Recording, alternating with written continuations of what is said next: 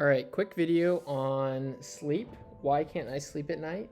I'm going to cover the three most common complaints that I see in the office. Either they are waking up between a certain time of night, usually between 1 and 4, or it's usually in the middle of the night, and they're waking up 1 to 2 times during that time period, and sometimes they have trouble falling back asleep. So we'll talk about that. We'll talk about people who are restless or who have shallow sleep. Those are people who are falling asleep, but they are intermittently going from a conscious to unconscious state, or they're looking at their sleep scores and they see that they are getting poor sleep and that they're restless at night. And the third most common one, in no particular order necessarily, honestly, between these two are probably the top two. Having trouble falling asleep at night. They sit there, they stare at the ceiling, they can't shut their brain off at night. Okay, so we're going to go ahead and break this down. We'll open this up.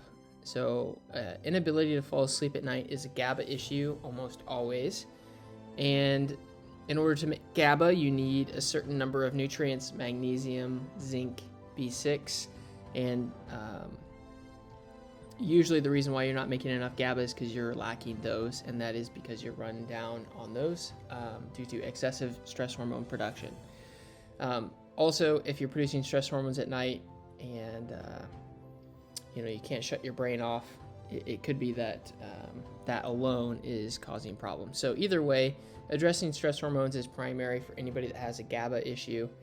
There are a few things that fall under the stress hormone component, and that's what we'll talk about down below, a little foreshadowing. So we're going to go through this quickly so we can cover everything.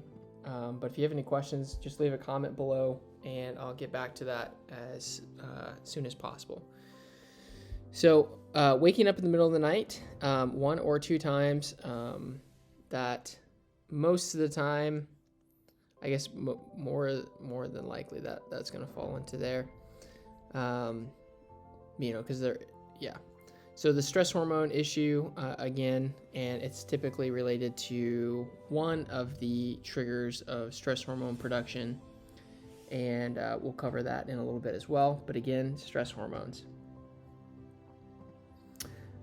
Restless sleep or shallow sleep at night. These people are up and down all night long. Again, it's going to be a stress hormone issue. Correcting a stress hormone issue is going to have the biggest impact by far on why somebody is not sleeping at night. Stress hormones should be the lowest that they are at night.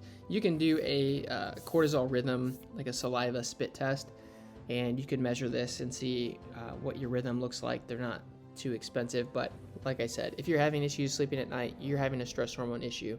The trick is addressing that stress hormone issue and identifying what's triggering the issues, because a lot of times it's pretty unconscious. So we'll cover this is not a prostate video, but yes, frequent urination because of a prostate issue could be the reason why you're up and down all night. This is more for the males, obviously.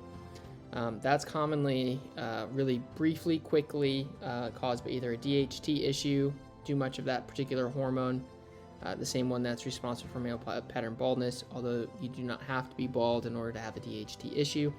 Certain prostate enlargement medications, in fact, block the production of DHT. So there are some natural things to address, but a lot of times it's working with blood sugar. Insulin in particular will drive excessive production of DHT. We'll actually talk about blood sugar at the bottom and pay attention there if you have this particular issue. Calcium could be also a problem with DHT, and that could actually be an absorption issue more than it is a pure calcium deficiency, as in you could be taking calcium but not absorbing it properly.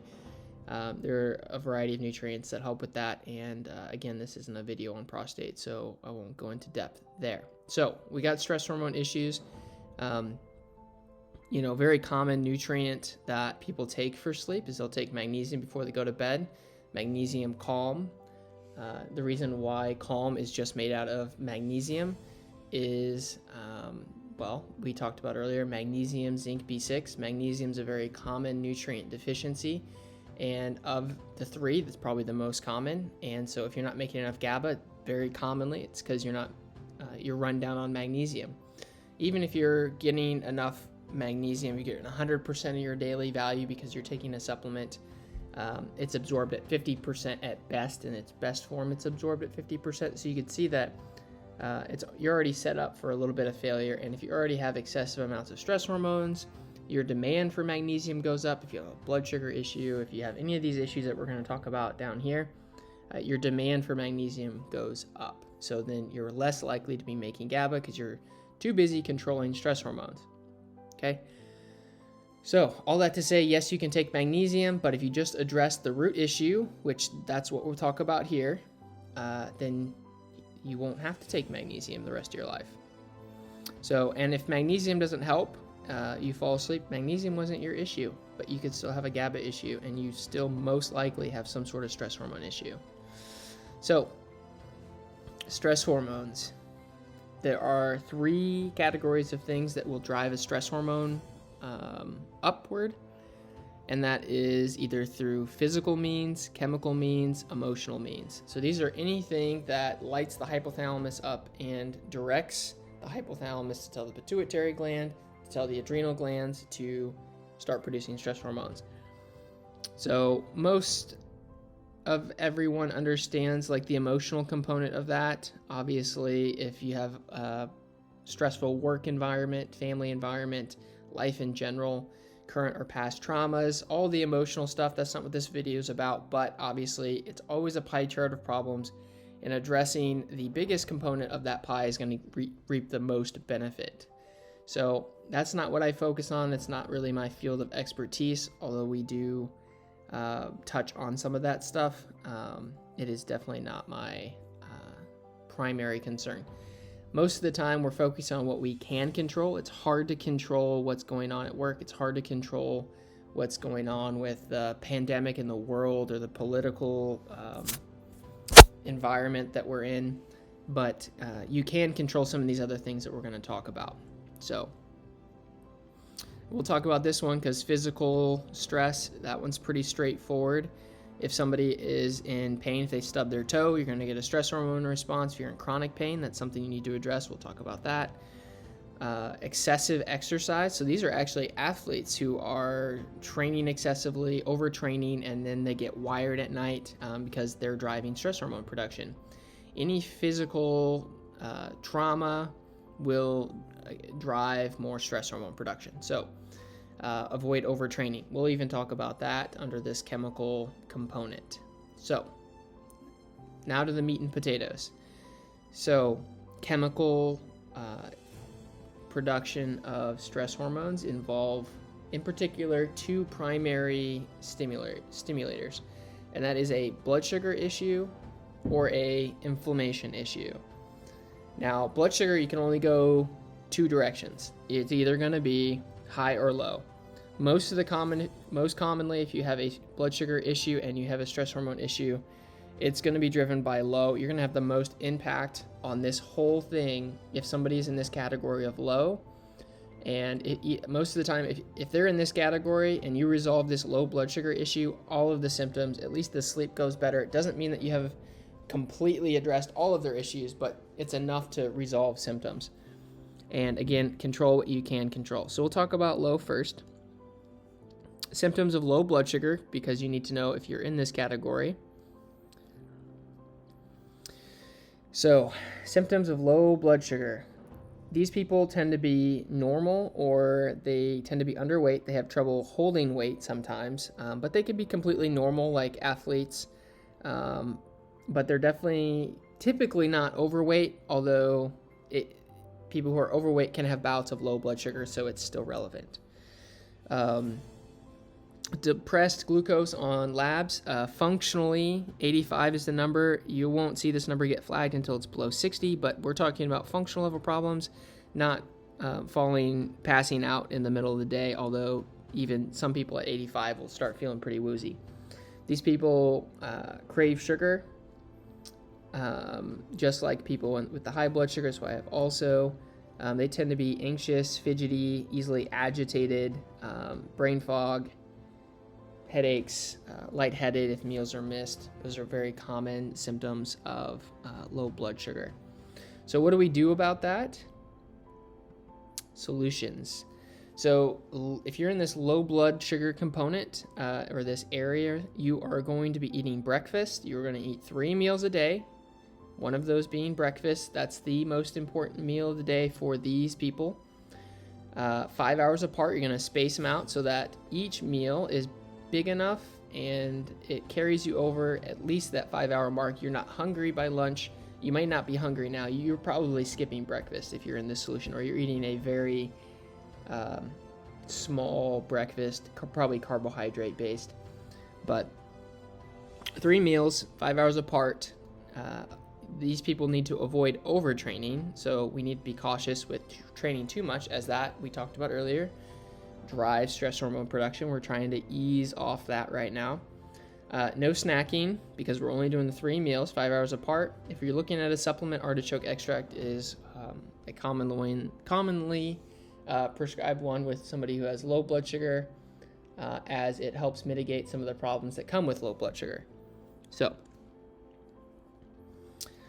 pretty straightforward as far as the 3 meals go. They should be well-rounded. You don't have to cut out all carbs or anything. You can still eat carbs with this kind of intervention, but you need to anchor it in fats and good protein, good fats, good protein.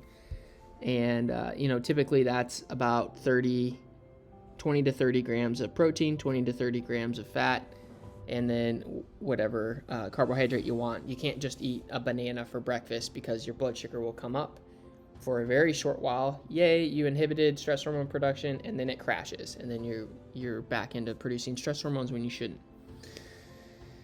So in the high blood sugar side, symptoms, you guessed it, are pretty much the opposite of the others. These people tend to be more overweight. These are diabetics, although it could be pre-diabetic as well. These people are producing too much insulin. They have difficulty losing weight as well. Thyroid dysfunction as a result of excessive insulin production, also further making it hard to lose weight. Estrogen dominance in the, male or female, to be honest. And then people can also have this DHT issue. So it messes with your hormones pretty drastically. Elevated glucose over 100, most people know that one. And these people crave crave sugar after meals. So they always have to be eating dessert. What do we do about high blood sugar? Fasting, skipping breakfast actually might be beneficial for these people. I recommend intermittent fasting for people who have insulin issues. Good fats, no refined carbohydrates. These people maybe do need to back off the carbs a little bit. Not completely restricting people off carbs, but stop eating crap basically. Increase exercise. These people actually need to exercise, so we don't need to be cautious with exercise. We actually need to progress exercise. So whatever you're doing, if you're walking 20 minutes every day, we need to walk 25 minutes every day the next week. So just progressively, linear progression with exercise. Do some weight training.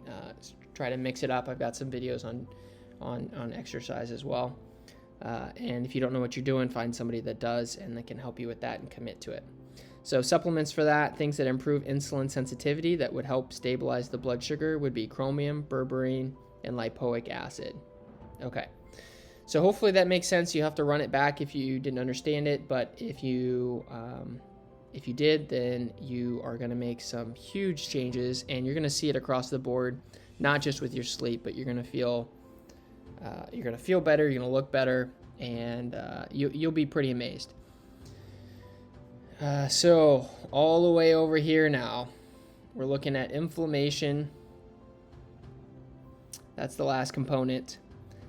This is not a gut video, and this is not an immune video. I have videos on those two because they are pretty in-depth topics.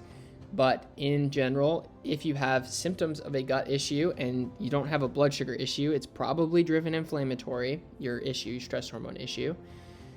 Bloating, gas, constipation, nausea, indigestion, food sensitivities, all these are signs and symptoms that you may have a gut issue and you need to resolve it. And that's going to, believe it or not, will have an impact on your stress hormone production, your sleep at night.